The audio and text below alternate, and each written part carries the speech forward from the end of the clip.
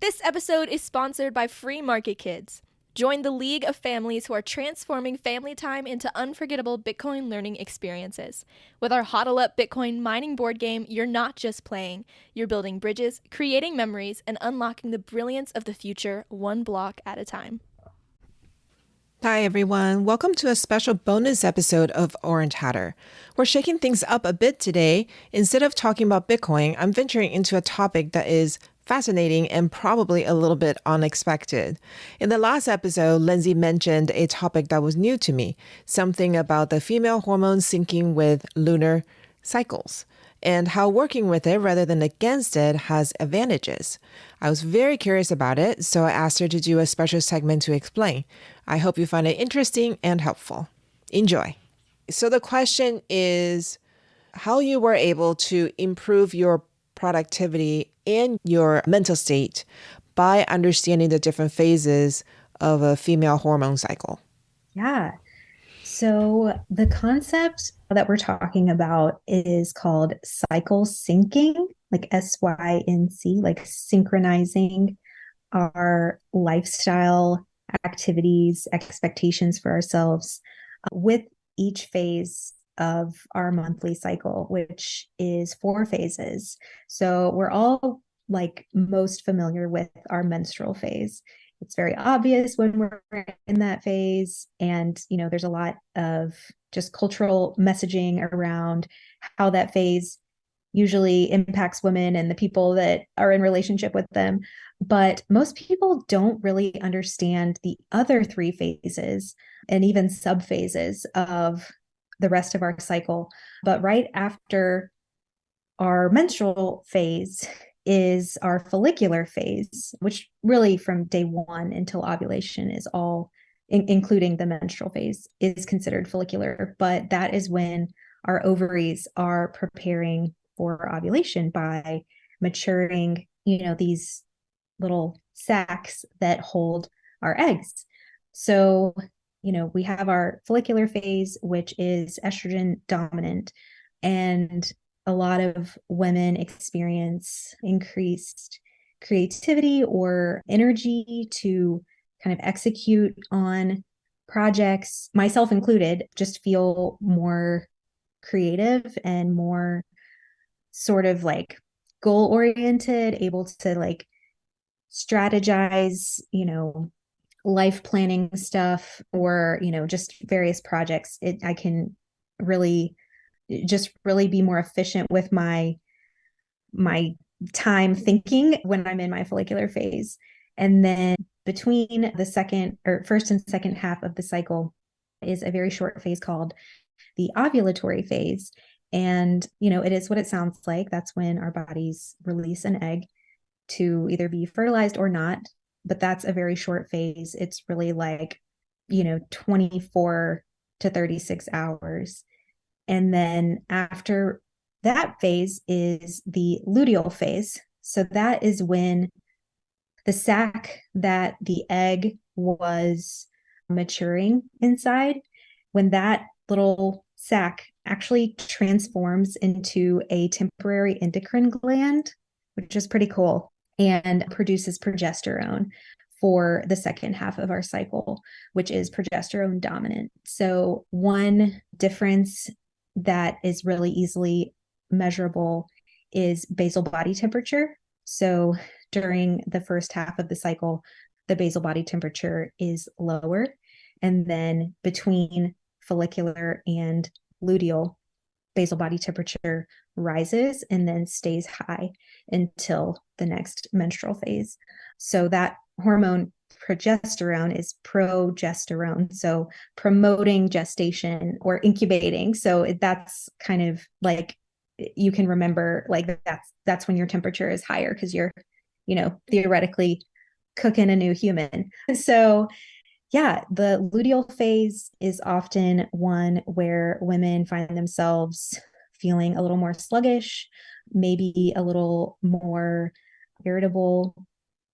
Although when those symptoms get really severe, it's definitely a sign that something's out of whack, because really our even though we do have these different phases, I think a lot of women, myself included, have experienced really extreme, like gnarly luteal phases and PMS, even to the point of, PMDD, which is premenstrual dysphoric disorder, where it's like just severe PMS to the point of, just completely not feeling like yourself, feeling really down or irritable. So, anyway, that's not normal. Some amount of just variation in kind of how our brains, just what perspectives on things we lean into is normal. But when it's extreme and really disruptive, that's not normal. So anyway, the luteal phase gives way to the menstrual phase again, and then you do it all over again. So I think a lot of women, myself included, grew up with this messaging around our cycles, that they are negative, that they're a pain in the butt, that it's better to just not have to deal with them, whether you can do that with a pharmaceutical or surgically, but, I had this shift a few years back where I realized like I didn't need to be at war with my body in that way. And it was really pointless to try to fight biology, but I could actually like leverage biology if I did it in the right way. So I'm a work in progress, because I used to get so frustrated with myself and I had no idea why it was happening, but I would like, find myself just really excited about life and set up, friend dates with everybody that I hadn't seen in a while, and like just really think to myself like, oh, I'm really getting myself on a workout routine and I'm going to stick with this. Like I would think that, oh, I'm finally there. I've finally arrived and I'm no longer feeling held down by, whatever I felt last week. And I thought it would be like a permanent thing. And then when I would inevitably like find myself back, at a place of feeling unmotivated, or like, oh, I actually don't really like have the bandwidth to like go and have this social event that I signed up for, like I would feel really discouraged that, oh man, I really don't know myself, or like why did I do this to myself?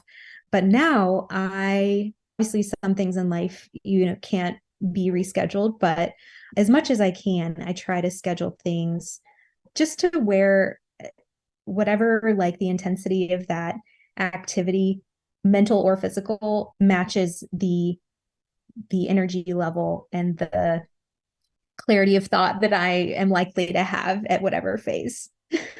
Okay, so can you give us some examples? Like, let's use exercise as an example. So you said there are just these different phases. How do you take advantage of each phase when you're trying to exercise regularly? Yeah, definitely. So a lot of the other women who are teaching about these topics kind of recommend that the menstrual phase be one of just rest and not really like overexerting ourselves. I forget the exact like physiology, but basically if we work out too hard during our menstrual phase, we end up secreting, tons of cortisol, and just kind of like it backfires, and then our bodies end up having this greater like burden of just hormone removal, and it just is kind of counterproductive. So really like the most productive thing you can do in that phase is rest. And then kind of entering the bulk of the follicular phase, just more intense, like higher intensity workouts. That's when I like to do like more, like just get my heart rate up more. I feel like my body is like more responsive and like wants to have my heart rate up. It feels good. It doesn't feel like a chore. It feels like I feel happy to be alive and to be pushing myself. And then sort of transitioning into luteal phase, that is kind of when more just like stretching and non high intensity, like walking or yoga, just activities that can keep us active, but that are not, super intense. So, That's really useful because I never consider my cycle when I'm going to the gym. It was just, I tell myself I'm going to work out 3 to 5 days a week. And then if I fall off, then I feel awful. What's wrong with me? Why don't I have any willpower? That kind of thing. So this is really helpful. Can you use another example? Like, let's say you're trying to be creative. Like, how should you use your cycle to your advantage? Yeah, so I'm still working on this, but I have generally found that in my follicular phase, I'm better at just kind of big picture things. So right now my creative outlets are my work to some extent, but really my house.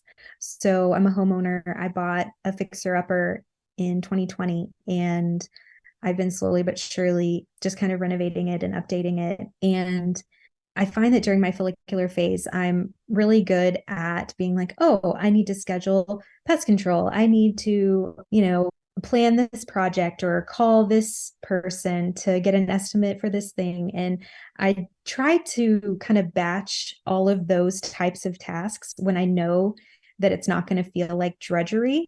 And then, you know, maybe just plan them for a time when it's like, okay, my luteal phase, like I'm not going to be, you know, setting up all of these contractor meetings or whatever, but I'm just going to like execute on them. I'm going to open the door and have the chat. But I'm not having to do the heavy lifting of figuring out like, okay, what's my budget? What's my timeline? I just set myself up in my follicular phase to be able to execute during my luteal. And obviously sometimes it's going to have to flex a little bit, but I find that when I keep most of the tasks like appropriate to how I know I'm going to feel in those phases, like just everything goes more smoothly and I don't end up feeling as discouraged within myself that I like can't get stuff done. Yeah, that is so helpful. Do you have any recommendations of authors, books, podcasts, or articles we can look up? Yeah, so I've learned a lot from Misty Myler on Instagram. I'll have to get back to you about her Instagram handle because I think she might have changed it. But she talks a lot about cycle syncing. Nicole Jardim has a podcast called The Period Party, and she has her website where she has courses and things that you can dive a little deeper. What else? I personally use the Natural Cycles app to keep track of my cycle. I also use the Aura Ring to measure my basal body temperature so that I don't have to take my temperature with a thermometer every morning. I did that for a while and it just got really old. And I wake up at different times depending on whether I'm going to work at the hospital that day or have a day off. So it was just a little more inconsistent. So I have a little piece of technology that keeps track of my basal body temperature and really just like starting to pay attention to like when do I feel like the most like am I always feeling this way? I don't know, just starting to pay attention to the choices that you make and how they pan out and like whether there's a pattern there. So you said that you've been doing this for a few years. Have you noticed an increase in your productivity or just general better mental health? Yeah, I would say both. I give myself a lot more grace when I just need a recovery day. And on the days when I am feeling really motivated, I just lean into that and I celebrate that. And I try to capitalize on it as much as I can because I know that it's kind of fleeting, but that it will come back around. So it kind of compels me to like make the most of my time in a way that I don't think I was aware of before. So what would you say to the doubters who would say, well, you just need to muscle your way through and every day should be the same as the other day, or you're just using this as an excuse to not work hard on those days? Yeah.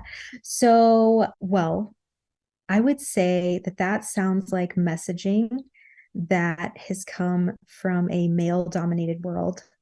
And I think that that approach to productivity, like it makes sense if you're a male. and you have a predictable hormone cycle as well. It just happens to reset every 24 hours instead of every 28 days. So I've noticed there's a lot of like male motivational speakers who are like, you need to wake up at 4 a.m. and get stuff done when everyone's asleep. And I just completely discount that advice because I am not a male. I am a woman of reproductive age. And that's actually going to backfire for me. So I just kind of have to be secure in myself. And that is the messaging that I'm going to get from the world because we have a male dominated society, even a male dominated like research orientation, like a lot of medical studies are conducted only on men. Then the results are applied to women, and that's just not very helpful a lot of the time. Even things like intermittent fasting, it doesn't make sense for a woman of reproductive age. And it's going to put undue stress on our bodies that actually is like counterproductive in our goals of, being a healthy and fit individual. Okay, so the 4 o'clock thing. I have heard that from a lot of different places, and you're right, they're all male authors. And my husband is able to do it. And for the life of me, I can't because to me, 4 o'clock is in the middle of the night. It's Mm-hmm. one thing to rise with the sun, like the farmers of old, right? It's another thing to wake up when the stars are still out for another two Yeah. hours. So why does it Yeah. not work for women? Well, I think it doesn't work for a lot of women, and it also doesn't work for a lot of men either, because there's this concept of having a chronotype that is just like baked into our physiology. Some people are like morning people, some people are night owls, and I forget what the in-between group is called. But like I have a friend who is very productive from like 10 a.m. to 2 a.m. are his waking hours. And it's kind of frustrating for me because I'm like, I'm probably more of like a 7 or 8 a.m. till about 10 p.m. kind of person. And, we're just wired differently. And I think that we would all do well to just encourage each other to figure out, okay, how are you wired uniquely? When are you the most productive? When is an ideal time for you to have your me time or whatever, because it's going to look different for everybody. But I think there's like some kind of virtue that has been placed around this like 4 or 5 a.m. waking and grinding out journaling or writing, or I guess that's the same thing, but like your can be. Yeah. And that just doesn't work for me. I personally I don't think we should get up before the sun ever. I have to do that part of the year because of the hours that I have at my job. But that's part of why I want to get out of nursing, is because I don't want to, like, for that half of the year when I'm getting up when it's pitch black outside, like I can feel it in my mental and my physical health suffers.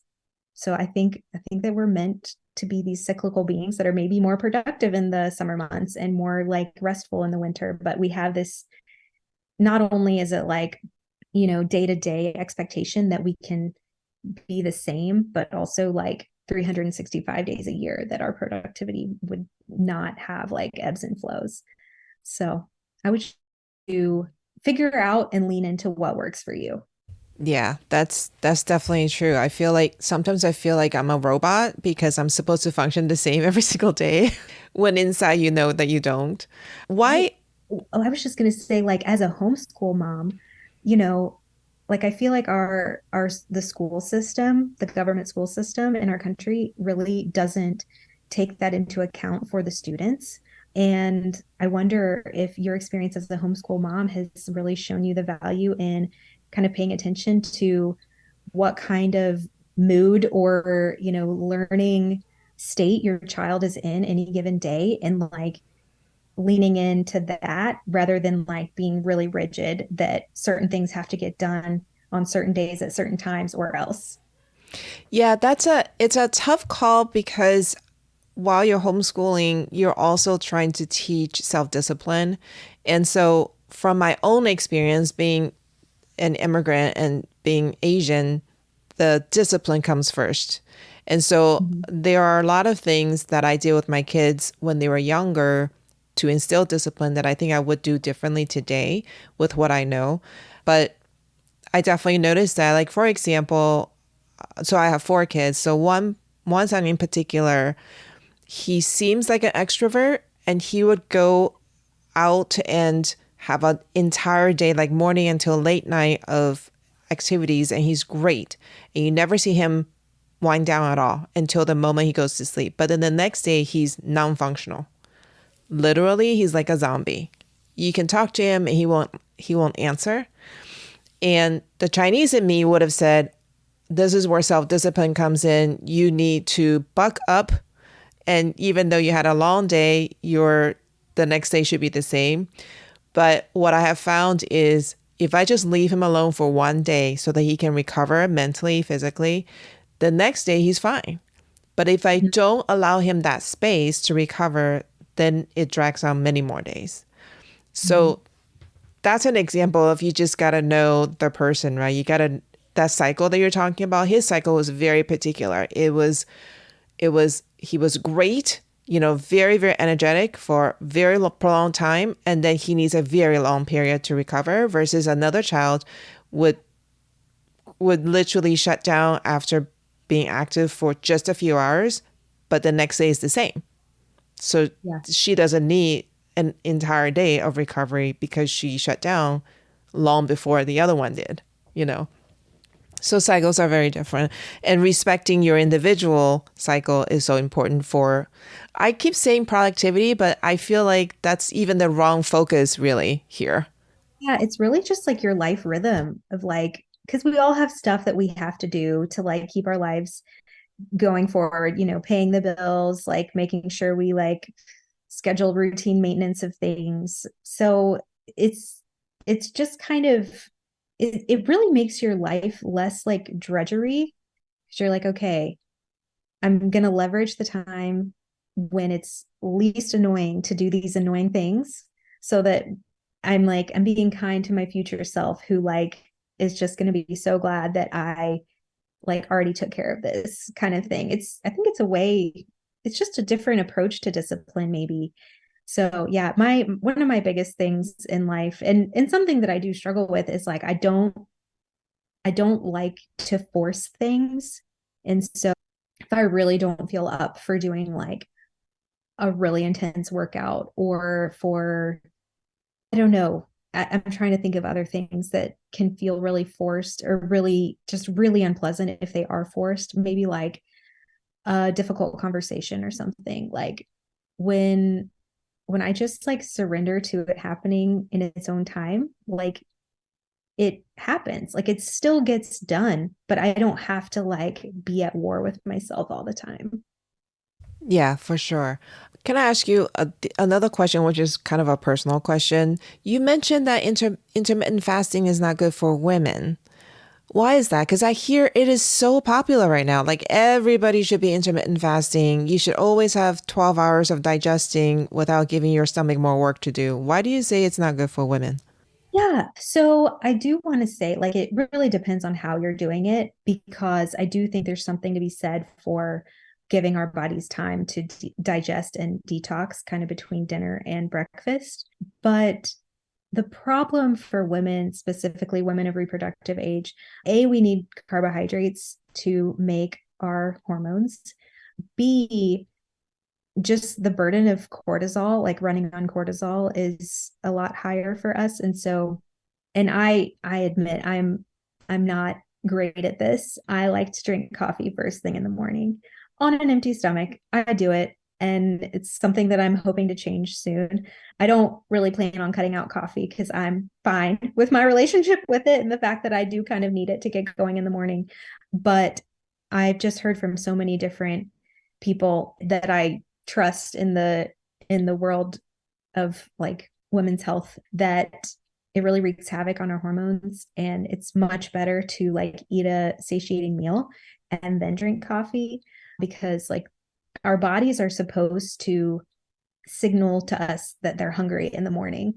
And we can suppress that with coffee, or we can just like ignore it with our willpower. I think our bodies are really intelligent and really, they don't really deceive us or lead us astray. I have met people who disagree with me, and I've noticed that those people are really at war with their bodies. And that's just not how I want to live my life. I made a shift sometime back where I just decided that I would be my body's ally and that I would listen to what it was telling me. I would get to know the language that it speaks in. And if it's saying I'm hungry and I'm hungry for watermelon, I'm like, okay, I'm gonna try to make that happen. And like, or I'm hungry for a steak or something. Like, I just think that our bodies' cues can be trusted, and our bodies are really trying to help us, like help ourselves. And even things like injuries, you might have some kind of sprain or something like that, and it becomes swollen with inflammation.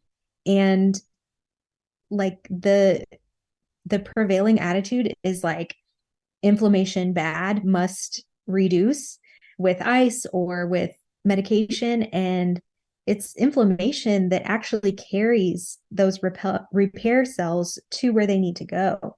And so, and now sometime like excess inflammation is maybe another story, but I don't think that we need to like resent our bodies for becoming inflamed, because they're trying to heal. Like that is part of the healing process. So, we can try to identify and remove sources of inflammation, but when inflammation makes sense, then I don't think that we should be interfering with it. Yeah, I think we can talk all day long about this because I have so many examples that I would be able to share with you. I'll just quickly say that I go to a Chinese herbalist. He's also my acupuncturist. And in the Chinese medicine, ice is just not a thing. If Yeah. you twist your ankle, you apply heat because you're helping your body Yeah. repair itself. Ice is not a thing. So, but in the Western medicine, you get injured and it's ice. It's immediately ice. Ice it down kind of thing. And then I've heard some people say when you have a fever, let it run because it's your body fighting the bacteria or the virus. But of course, the scary part is a fever can become a runaway fever, and then you have other issues. So it is a very fine line to walk, I think. Yeah, definitely. Right. And I'm very pro fever as well, with the caveat of like, okay, if I know I have this fever because I have an infection, I'm going to try to support my immune system in other ways by like giving it nourishing, building blocks for my immune system to keep functioning, like to stay in the fight, like I'm not just going to do nothing, but I'm not going to suppress my immune system without supporting it. So, Yeah, I really like the way you put that. To not suppress it, but to support it.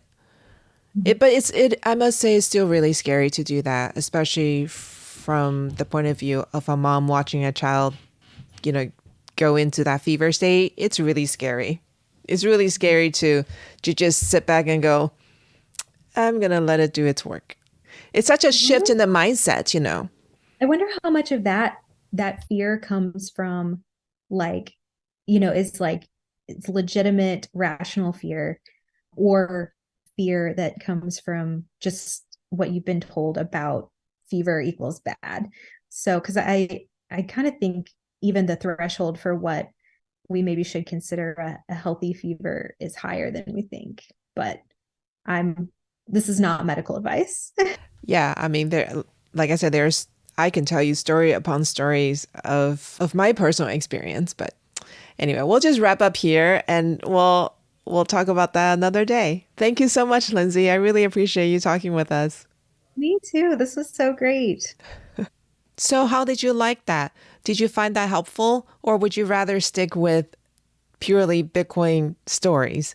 I'm just curious. When I talk to different guests, they all have such different backgrounds and they have such different insights. And if I hear something interesting that I'm curious about, I would love to be able to explore it further. Instead of making the Bitcoin segments super long, I would just pull the material out and make them bonus segments. So please let me know. Send me an email. Tell me what you think at tolly@orangehatter.com. Talk to you soon. Bye.